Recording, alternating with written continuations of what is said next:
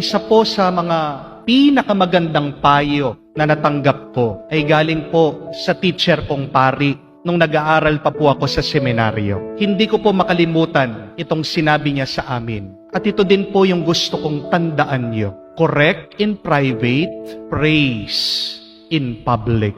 Ulitin niyo po yun. I-memorize niyo po yun. Correct in private, praise in public. Kung ikaw ay magtutuwid ng pagkakamali ng isang tao, dun sa tahimik pribado, walang ibang makakarinig kung hindi kayong dalawa at ang Diyos.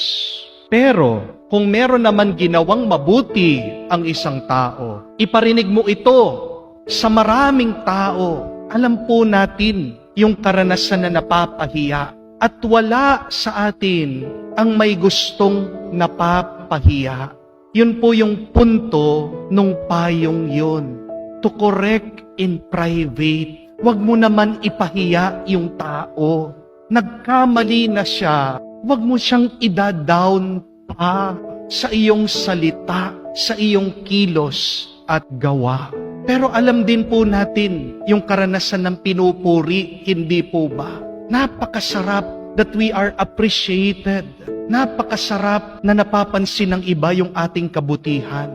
Kaya nga, pag merong magandang ginawa ang isang tao, wag lang sa kanya mo sabihin. Iparinig mo sa ibang tao. And I tell you, that person that you praise will really appreciate you, respect you, and love you.